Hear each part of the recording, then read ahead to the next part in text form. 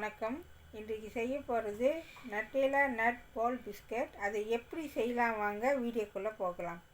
வணக்கம் வீவர்ஸ். இன்றைக்கி நான் நட்டேலா நட் பால் பிஸ்கட் செய்ய போகிறேன். அதுக்கு தேவையான பொருட்களை இப்போ நம்ம பார்க்கலாம். நான் margarine எடுத்துருக்கேன் 200 கிராம், கோதுமை மாவு 300 கிராம், சீனி 70 grams, cornflour 25 grams, cocoa powder 20 grams, almond powder நான் 30 கிராம் எடுத்திருக்கேன். அப்படி உங்கள்கிட்ட ஆல்மண்ட் பவுடர் இல்லைன்னு சொன்னாக்கா நீங்கள் பால் மாவு பாய்க்கலாம். அது 30 கிராம் நீங்கள் பாய்க்கலாம். எசன் வெனிலா 1 டீஸ்பூன், நுட்டேலா சாக்லேட் ஒரு தேவையான அளவு. ஓகேவா? இப்போ நம்ம எப்படி செய்யலான்னு உங்கள்கிட்ட காமிக்கிறேன். முத 200 கிராம் margarine நல்லா அடிக்கணும்.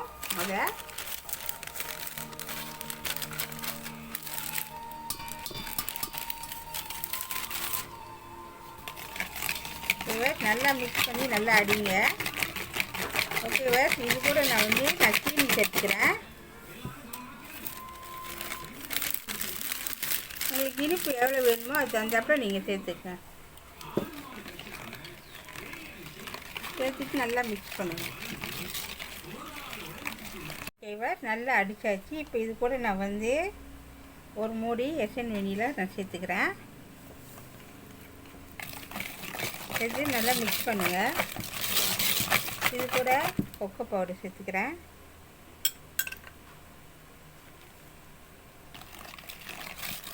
சேர்த்து நல்லா மிக்ஸ் பண்ணுங்கள்.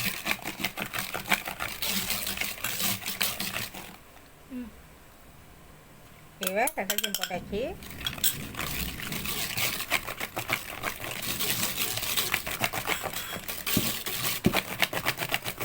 ஓகேவா? நல்லா மிக்ஸ் பண்ணுங்கள். நல்லா மிக்ஸ் பண்ணியாச்சு. இது கூட நான் ஆல்மண்ட் சேர்த்துக்கிறேன். ஆல்மண்ட் பவுடரு நான் இந்த கண்டியில் 3 கண்டி போட்டிருக்கேன்.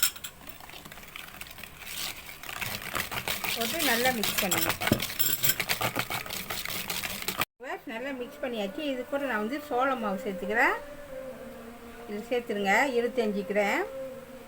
ஓகேவா? நல்லா மிக்ஸ் பண்ணுங்கள்.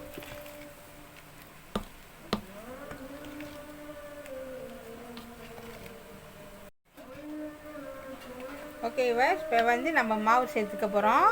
சொன்ன மாதிரி மாவு கொஞ்சம் கொஞ்சமாக போட்டு தான் மிக்ஸ் பண்ணணும். ஒரேடியே போட்டுறாதீங்க. ஓகேவா? நல்லா மிக்ஸ் பண்ணிட்டு வாங்க. ஓகேவா? இப்போ வாங்க நம்ம கையில் பள்ளிடலாம். எல்லாத்தையும் வலிச்சு எடுத்துருங்க. ஓகேவா? வலிச்சு எடுத்தாச்சு. ஒரு ஓரமாக வச்சுருவோம். இப்போ நான் மாவு ஒன்று மிச்சம் இருக்குது. நான் கொஞ்சம் கொஞ்சமாக போட்டு தான் பிழையிறேன். ஏன்னா மாவு ஒரேடியாக போட்டோமா கிராஸ் ஆகிரும், ரொம்ப கஷ்டமாயிரும். நம்ம கொஞ்சம் கொஞ்சமாக போட்டு நல்லா மிக்ஸ் பண்ணுங்கள்.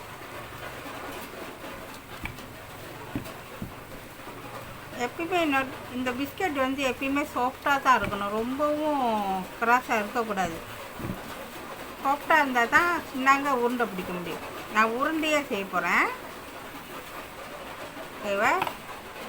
கையில் ஒட்டாமே நம்ம மிக்ஸ் பண்ணிக்கிட்டே இருக்கணும். நல்லா மிக்ஸ் பண்ணிகிட்டே வாங்க.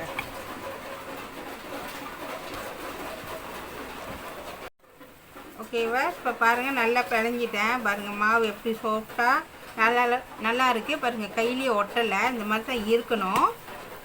நீங்கள் மாவு கொஞ்சம் கொஞ்சமாக போட்டுட்டு வந்தீங்கன்னா உங்களுக்கு சரியாக அமையும். நீங்கள் ஒரேடியே போட்டிங்களா கணக்காக வராது. மிச்சம் மாவு இருந்தாலும் பரவாயில்ல, அதனால் ஒரு பிரச்சனையும் கிடையாது. ஓகேவா? நல்லா பிழைஞ்சாச்சு. இப்போ ரெடி ஆகிடுச்சு. இதை கொஞ்சம் மூடி வச்சுருவோம். ஓகேவா? இப்போ பாருங்கள் நான் செய்ய ஆரம்பிக்க போகிறேன். நான் ஆல்மண்டை நல்லா வறுத்து எடுத்துட்டேன். எவ்வளோ வேணுமாலும் போடலாம், பிரச்சனை இல்லை. இது அளவு கிடையாது. இது நான் வறுத்து எடுத்துட்டேன். சூடு ஆடின பிறகு இப்போ நம்ம மாவு ரவுண்டு பிடிச்சி இதில் மிக்ஸ் பண்ணி தான் நம்ம இதை செய்ய போகிறோம். இப்போ நான் பாருங்கள் எப்படி செய்யறதுன்னு காமிக்கிறேன். இந்த மாதிரி கரண்டி உங்கள்கிட்ட இருந்துச்சுன்னாக்கா இதை வச்சு நீங்கள் ரவுண்டு ஷேப் வந்து சமமாக அளவு செய்யலாம். நீங்கள்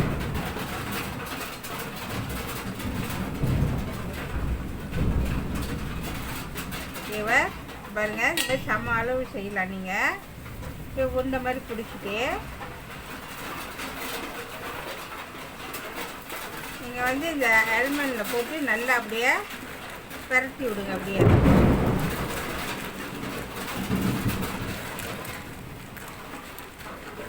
ஓகேவா? நல்லா மிக்ஸ் பண்ணிட்ட பிறகு உங்களோட கடைசி விரல் இருக்குல்ல, இதை வச்சு நடுவில் ஓட்டை போடுங்க. கணக்காக வரும். ஓகேவா? இப்போ பாருங்கள், நான் கடைசி விரலை வச்சு நான் ஓட்டை போட்டிருக்கேன். இந்த மாதிரி தான் செய்யணும். ஓகேவா? நான் இன்னொரு டிப் காமிக்கிறேன். அப்படி உங்களுக்கு வந்து இது சரியாக வரலன்னு சொன்னாக்கா நீங்கள் வந்து வெள்ளை கரு முட்டை இருக்குல்ல, அது நல்லா அடிச்சுட்டு அதில் வந்து அந்த மாவை டீப் பண்ணிவிட்டு கூட நீங்கள் ஆல்மண்டில் போட்டு மிக்ஸ் பண்ணி கூட நீங்கள் அது மாதிரி கூட செய்யலாம். ஓகேவா? ரெண்டாவது டிப்பும் உங்கள்கிட்ட காமிக்கிறேன். ஓகேவா? கவனமாக பார்த்துக்கங்க எப்படி செய்கிறேன்னு.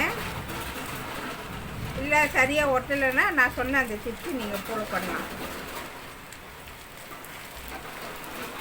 ஓகேவா? நல்லா மிக்ஸ் பண்ணிவிட்டு இந்த ஃபிங்கை வச்சு நல்லா கைட்டில் ஓட்டை போட்டுருங்க. நடுவில் அப்படியே போட்டிங்களா கணக்காக அந்த ஓட்டை உழுவும். ஓகேவா? இந்த மாதிரி தான் தொடர்ந்து செஞ்சுட்டு வாங்க. ஓகேவா? இப்போ பாருங்கள், நான் செஞ்சு முடிச்சிட்டேன். இப்போ இதை வந்து பேக் பண்ண போகிறோம்.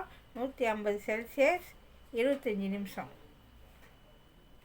ஆவுன்னு 5 நிமிஷம் சூடு ஏறிச்சு. இப்போ நம்ம இது வைக்க போகிறோம். ஓகேவா? 150 செல்சியஸ் 25 நிமிஷம்.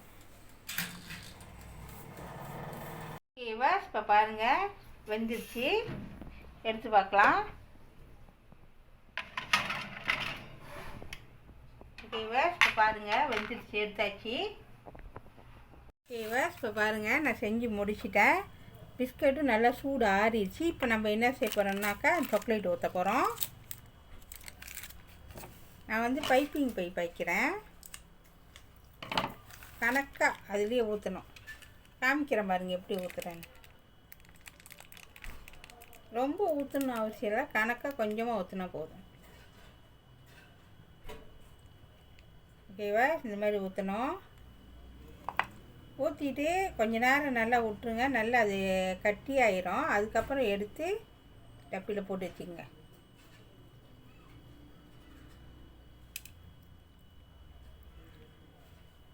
ஓகேவா? நான் வந்து வித்தியாசமாக வந்து முட்டை இல்லாமல் செஞ்சுருக்கேன். நீங்களும் கண்டிப்பாக வீட்டில் ட்ரை பண்ணுங்கள்.